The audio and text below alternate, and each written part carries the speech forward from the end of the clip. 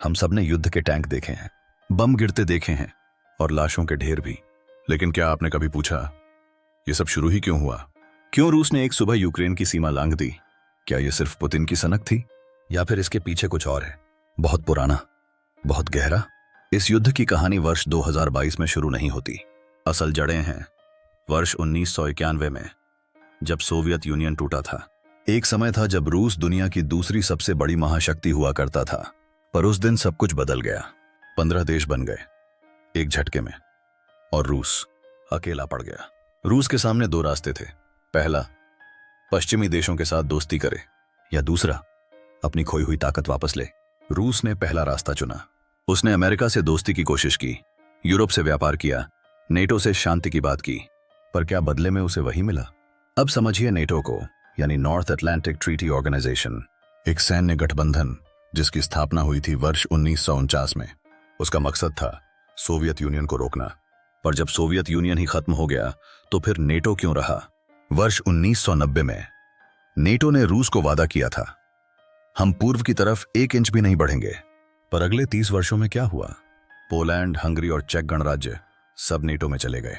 फिर बाल्टिक देश, Latvia, Lithuania और एस्टोनिया भी। और अब यूक्रेन की बारी थी, यानी नेटो रूस की दहलीज तक पहुंच गया था। अब सोचिए, अगर रूस मैक्सिको में मिसाइलें तैनात कर दे तो अमेरिका क्या करेगा? क्या वो शांत रहेगा या जवाब देगा? रूस ने यूक्रेन को अपना भाई माना। सदियों पुराना रिश्ता था, एक ही धर्म, एक जैसी भाषा, एक इतिहास। पर यूक्रेन धीरे धीरे यूरोप की तरफ झुक रहा था। यूरोपीय यूनियन, नेटो, अमेरिका, ये सब उसके नए दोस्त बनते जा रहे थे। रूस को लगने लगा मेरा ही भाई अब मेरे ही खिलाफ हो गया है। और फिर आया वर्ष 2014। यूक्रेन में सरकार बदली, रूस समर्थक राष्ट्रपति विक्टर यानुकोविच को हटाया गया। रूस ने इसे पश्चिमी षड्यंत्र कहा। फिर क्या किया रूस ने? उसने क्रीमिया पर कब्जा कर लिया। उसने कहा वहां की आबादी तो रूसी है, लेकिन दुनिया ने इसे कब्जा माना। यहीं से शुरू हुआ रूस और यूक्रेन का असली टकराव। क्रीमिया के बाद रूस ने एक और खेल शुरू किया। डोनबास के इलाके में विद्रोह भड़काया, उग्रवादी गुटों को समर्थन दिया और खुद को पर्दे के पीछे रखा। अब यूक्रेन भी चुप नहीं बैठा। उसने अमेरिका से सैन्य मदद मांगी, यूरोप से समझौते किए। वर्ष दर वर्ष दोनों तरफ की सेनाएं मजबूत होती गईं और माहौल बनता गया युद्ध का। और फिर वर्ष 2022, रूस ने स्पष्ट कहा यूक्रेन अगर नेटो में शामिल हुआ तो युद्ध होगा। और दुनिया को लगा वो ये सिर्फ धमकी है। पर 24 फरवरी वर्ष 2022 की सुबह दुनिया की नींद एक धमाके से टूटी। रूसी टैंक यूक्रेन में घुस चुके थे। हवा में मिसाइलें थीं, जमीन पर मौतें, और इतिहास के पन्नों में एक नया अध्याय जुड़ गया, रूस बनाम यूक्रेन युद्ध। पर क्या आप सच में मानते हैं कि ये सिर्फ रूस की गलती है, या फिर ये एक बड़ी वैश्विक रणनीति है जिसमें यूक्रेन सिर्फ एक मोहरा है? युद्ध की शुरुआत तो हो चुकी है। अब सवाल ये है, क्या यह युद्ध केवल 2 देशों का है या फिर पूरी दुनिया इसकी आग में झुलसने वाली है? रूस ने जब 24 फरवरी वर्ष 2022 को हमला शुरू किया तो उसका मकसद था सिर्फ डोनाबास या क्रीमिया नहीं, उसकी असली नजर थी यूक्रेन की राजधानी कीव पर। प्लान सीधा था, ब्लिट्जक्रीग यानी बिजली की तरह हमला। कुछ ही दिनों में राष्ट्रपति जेलेंस्की को हटाना, नई रूस समर्थक सरकार बैठाना और फिर कहना अब युद्ध खत्म। यह वही रणनीति थी जो जर्मनी ने वर्ष 1939 में पोलैंड पर अपनाई थी। तेज हमला, गहराई तक घुसपैठ, कम्युनिकेशन काटना और दुश्मन को समर्पण पर मजबूर कर देना। रूस ने भी ऐसा ही किया। हजारों सैनिक बेलारूस से यूक्रेन में घुस आए। हेलीकॉप्टर, टैंक, बख्तरबंद गाड़ियां, स्पेशल फोर्स, सब एक ही दिशा में, कीव की ओर। पर कुछ हुआ जो रूस ने नहीं सोचा था। यूक्रेन झुका नहीं, डट गया। कीव के आम नागरिकों ने भी हथियार उठा लिए। बुजुर्गों ने कॉकटेल बम बनाए, युवाओं ने सड़कों पर बैरिकेड बनाए और राष्ट्रपति जेलेंस्की ने अमेरिका से कहा मुझे निकलने के लिए सवारी नहीं चाहिए, मुझे लड़ने के लिए हथियार दो। वह एक राष्ट्र नहीं था, वह एक आत्मा थी जो कह रही थी हम हारेंगे नहीं। पर क्या केवल हिम्मत से युद्ध जीते जाते हैं? नहीं, पीछे से सपोर्ट भी चाहिए। और यही वो वक्त था जब अमेरिका और यूरोप ने खुलकर यूक्रेन के पीछे खड़े होने का फैसला किया। अमेरिका ने दिया जैवलिन मिसाइल सिस्टम, जो रूसी टैंकों को जलाकर राख कर देते हैं। स्टिंगर मिसाइलें, जो हेलीकॉप्टर और ड्रोन को पल में गिरा देती हैं। पश्चिमी इंटेलिजेंस एजेंसियां यूक्रेन को लाइव सैटेलाइट इमेज दे रही थीं। रूसी टुकड़ियां कहां हैं, किस दिशा में बढ़ रही हैं, सब यूक्रेन को पहले से पता चल रहा था। कीव के उत्तर में रूस ने एक बड़ा काफिला भेजा, 40 किलोमीटर लंबा, लेकिन कीचड़ में फंसा, पेट्रोल खत्म हुआ और यूक्रेनी ड्रोन ऊपर से हमला करते रहे। वो काफिला जो कीव को कुचलने आया था खुद वहीं दम तोड़ गया। और एक और बात, यूक्रेनी मौसम ने भी रूस की मदद नहीं की। वहां की सड़कें दलदल बन चुकी थीं। रूसी टैंक एक एक कर रुकते गए और यूक्रेनी हमला बढ़ता गया। रूस के सैनिकों को जल्द समझ आ गया, यह युद्ध वैसा नहीं है जैसा उन्हें बताया गया था। ना ही यूक्रेन ने स्वागत किया, ना ही लोग गुलदस्ते लेकर आए, बल्कि बुलेट से जवाब मिला। और फिर अप्रैल 2022 में रूस को पीछे हटना पड़ा कीव से। रूस ने कहा यह रणनीतिक वापसी है, पर दुनिया जान चुकी थी रूस हार गया है, कम से कम पहले चरण में। कीव ने न केवल खुद को बचाया बल्कि एक संदेश भेजा, यहां से आगे की लड़ाई आसान नहीं होगी। पर असली युद्ध अब शुरू हुआ था। डोनबास, मारियोपोल, बखमुत, अब मैदान वही थे, पर रक्त और गहरा था। कीव बच गया था, पर युद्ध रुका नहीं था। अब रूस ने अपना ध्यान केंद्रित किया डोनबास पर, दक्षिणी यूक्रेन पर। और यूक्रेन अब सिर्फ बचाव में नहीं था, अब वो पलटवार के लिए तैयार था। मार्च, अप्रैल, मई, 3 महीने तक युद्ध एक खिंचे हुए मैच की तरह चलता रहा। लेकिन उसके बाद कुछ हुआ जिसने युद्ध की दिशा ही पलट दी। अमेरिका अब खुलकर मैदान में था और यूक्रेन को मिला हाइमार्स। अब समझिए हाइमार्स क्या है। High mobility artillery rocket system, यानी ऐसा रॉकेट सिस्टम जो सिर्फ कुछ सेकंड में 60 से 80 किलोमीटर दूर किसी भी रूसी बेस को खत्म कर सकता है, बिना बताए, बिना दिखाई दिए। और यूक्रेन ने इसका इस्तेमाल किया रूसी हथियार डिपो उड़ाने में, रशियन कमांड सेंटर्स को तबाह करने में, और सबसे अहम रूसी सप्लाई लाइनों को काटने में। अब युद्ध का नक्शा बदल गया था। रूसी टैंक आगे नहीं बढ़ पा रहे थे क्योंकि पीछे से सप्लाई नहीं आ रही थी। यूक्रेन धीरे धीरे रूस को पीछे धकेल रहा था। अब यहां एक और खिलाड़ी आया, यूरोपीय यूनियन। जर्मनी, फ्रांस, ब्रिटेन, इन सभी ने यूक्रेन को हथियार, ट्रेनिंग और फंड देना शुरू कर दिया। और इसी के साथ आई सूचना युद्ध की नई लहर। यूक्रेनी सोशल मीडिया पर वीडियो आने लगे, ड्रोन से गिरते बम, छिपे रूसी टैंक पर हमला, ग्रेनेड से उड़ते रूसी पोस्ट। ये सिर्फ वीडियो नहीं थे, यह मनोवैज्ञानिक युद्ध था। और इस सब के पीछे था वोलोदिमिर जेलेंस्की। एक कॉमेडियन से राष्ट्रपति बने व्यक्ति ने अब पूरे युद्ध का चेहरा बदल दिया था। वह हर दिन लाइव आता, वीडियो संदेश देता और पूरी दुनिया को दिखाता, हम हार नहीं मानेंगे। अब यूक्रेन सिर्फ युद्ध नहीं लड़ रहा था, वो प्रचार युद्ध भी जीत रहा था। और इसी ने अमेरिका और यूरोप को और ज्यादा सक्रिय कर दिया। अब सवाल था, क्या पश्चिम खुद युद्ध में कूदेगा? नहीं, क्योंकि सीधे युद्ध का मतलब था तीसरा विश्व युद्ध। पर आधुनिक हथियार, खुफिया जानकारियां और फंड, ये सब धीरे धीरे यूक्रेन को मिलते रहे। अब यहां एक नया मोड़ आया, भारत। भारत ने युद्ध में सीधे हिस्सा नहीं लिया, पर रूस से तेल खरीदना जारी रखा। कुछ लोग इसे आलोचना कहते हैं, पर भारत ने कहा हम अपने हित में काम कर रहे हैं। भारत ने बार बार कहा अब युद्ध नहीं, शांति की जरूरत है। पर जमीनी हालात कुछ और कह रहे थे। रूस पीछे हट रहा था, पर चुपचाप नहीं, बदले की तैयारी में था।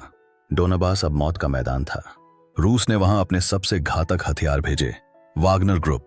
और वहां से शुरू हुई मानवाधिकार उल्लंघन की एक और कहानी। हर युद्ध का एक हिस्सा कैमरे में होता है और एक हिस्सा अंधेरे में। डोनबास वो अंधेरा था जहां ना कोई नियम था, ना कोई न्याय, जहां सिर्फ गोलियों की आवाज गूंजती थी और हर दीवार पर खून का रंग था। रूस को जब महसूस हुआ कि उसके नियमित सैनिक हार रहे हैं, थक रहे हैं, तो उसने भेजा वागनर ग्रुप। नाम सुनने में एक प्राइवेट कंपनी लगता है, पर असल में यह एक छाया सेना थी। वागनर ग्रुप कोई आधिकारिक सेना नहीं थी, न ही कोई रजिस्टर किया गया सैन्य संगठन। यह एक प्राइवेट मिलिशिया थी जिसे रूस ने अस्त्र की तरह इस्तेमाल किया, बिना जवाबदेही के, बिना अंतर्राष्ट्रीय नियमों के। इन सैनिकों को कोई यूनिफॉर्म नहीं दी गई थी, इनका कोई नियम नहीं था। उनका एक ही मकसद था, डर फैलाना, कब्जा करना और विरोध को कुचल देना। अब सुनिए कि वागनर ग्रुप डोनबास में क्या कर रहा था। उन्होंने कई गांवों पर हमला किया जहां कोई सैन्य ठिकाना नहीं था। लोगों को घर से बाहर घसीटकर गोली मार दी गई। कई जगहों पर महिलाओं के साथ दुर्व्यवहार की रिपोर्ट्स आईं, और इन सब का वीडियो इंटरनेट पर नहीं, यूक्रेनी शरणार्थियों की आंखों में देखा गया। यूक्रेन ने संयुक्त राष्ट्र में सैकड़ों सबूत पेश किए युद्ध अपराधों के, पर रूस ने कहा हमारे सैनिक नहीं हैं वहां, ये तो निजी लोग हैं, यानी जो करना है कर लो, हम तो जिम्मेदार नहीं। अब सोचिए, जब युद्ध में सरकार की सेना जवाबदेह ना हो और प्राइवेट टुकड़ियां आपकी बस्ती में उतरें तो क्या हाल होता है। डोनाबास में एक और घटना घटी, बखमुत की लड़ाई। इस एक छोटे से शहर को जीतने के लिए हजारों सैनिक मारे गए। रूस ने इसे अपना सम्मान बना लिया था, यूक्रेन ने इसे अपनी आत्मा बना लिया था। बखमुत के लिए लड़ाई पूरे 9 महीने चली। हर गली, हर इमारत बार बार हाथ बदलती रही। रूसी तोपें हर दिन वहां 100 से ज्यादा हमले करती थीं। यूक्रेनी ड्रोन रोज एक एक रूसी टैंक उड़ाते थे, और फिर भी शहर का कोई फायदा नहीं था, न रणनीतिक न आर्थिक। पर यह युद्ध का प्रतीक बन गया था, दृढ़ता बनाम दमन। पर इस संघर्ष का असली शिकार कौन था? वो आम नागरिक, जिनका कोई नाम नहीं, कोई चेहरा नहीं, सिर्फ उनके जले हुए घर और टूटे हुए शव, जो गवाही देते हैं कि यह सिर्फ रूस और यूक्रेन का युद्ध नहीं, बल्कि एक पूरी सभ्यता की परीक्षा है। जिन्होंने अपनों को खोया, जिन्होंने जिंदा रहकर मौत देखी, उनके लिए यह युद्ध अब भूगोल नहीं, उनकी आत्मा की चीख बन चुका है। डोनबास की खून से सनी मिट्टी में लड़ते लड़ते एक दिन वागनर ग्रुप खुद रूस के खिलाफ खड़ा हो गया। जिस संगठन ने यूक्रेन में पुतिन के लिए मोर्चा संभाला था, अब उसी संगठन ने पुतिन को चुनौती दी। यह कहानी किसी फिल्म से कम नहीं। एक सैनिक नेता जिसने पुतिन से सीधे कहा, अब बहुत हुआ, अब हम तुम्हारे खिलाफ हथियार उठाएंगे। नाम था येवगेनी प्रिगोजिन। प्रिगोजिन एक पूर्व कैदी, फिर बिजनेसमैन, और अब रूस की सबसे घातक प्राइवेट आर्मी का मालिक, जिसे पश्चिम ने पुतिन का शेफ कहा। वो अब पुतिन के ही तख्त को हिलाने चला था। जून वर्ष 2023 की बात है। वागनर ग्रुप ने एक वीडियो डाला जिसमें उन्होंने कहा, रूस की सेना ने हमारे पीछे से हमला किया है, अब हम जवाब देंगे। फिर जो हुआ वह रूस के इतिहास में सबसे बड़ा आंतरिक विद्रोह बन गया। वागनर ग्रुप ने एक ही रात में यूक्रेन का मोर्चा छोड़कर रूस के अंदर घुसपैठ शुरू कर दी।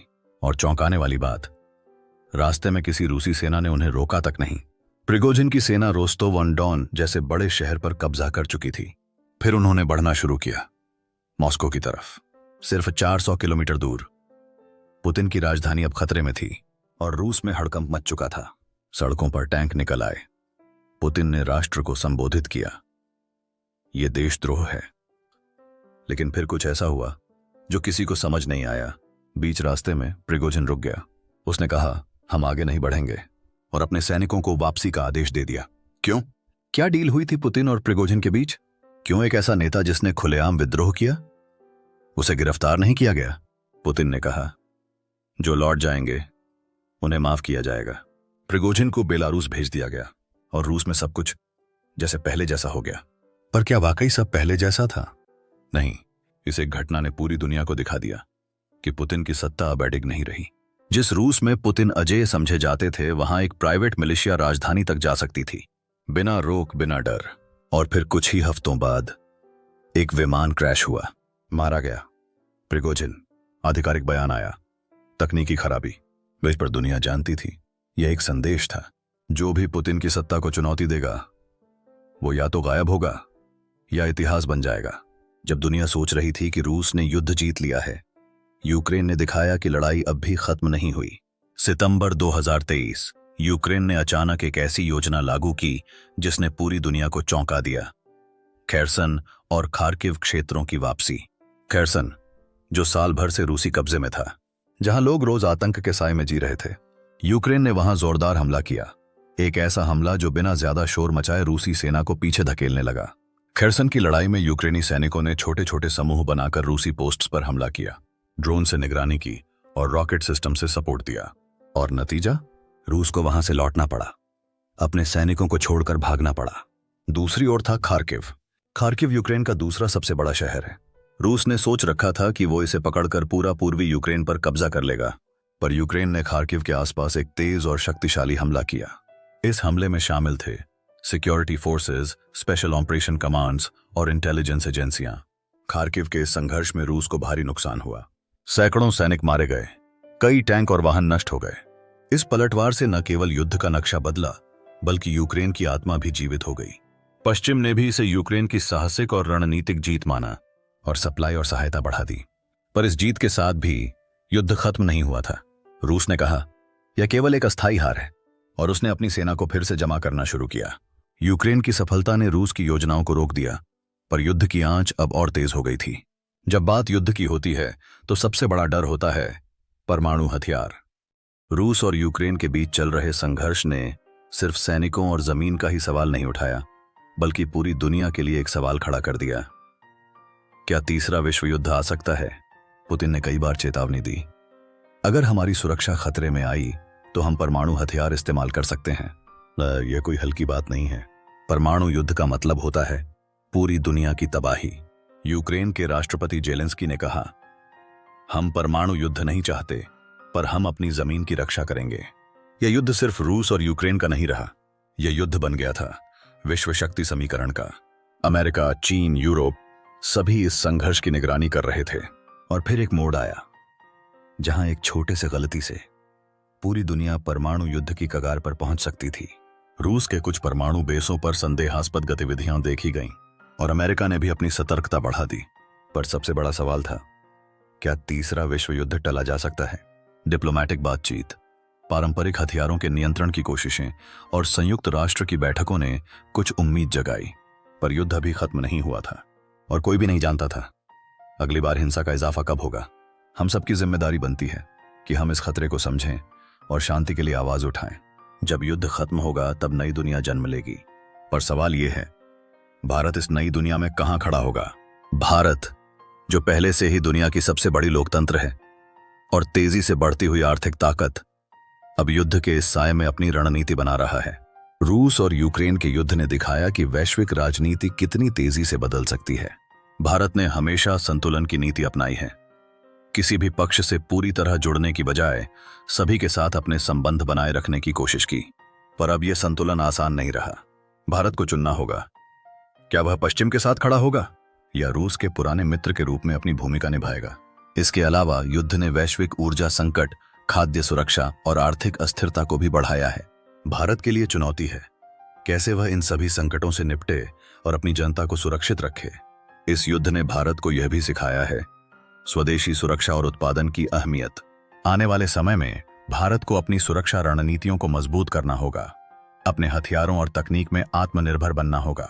पर सबसे बड़ी बात, भारत को अपनी कूटनीति और वैश्विक संबंधों को नई ऊर्जा के साथ संभालना होगा ताकि वह विश्व शक्ति के समीकरण में एक निर्णायक भूमिका निभा सके।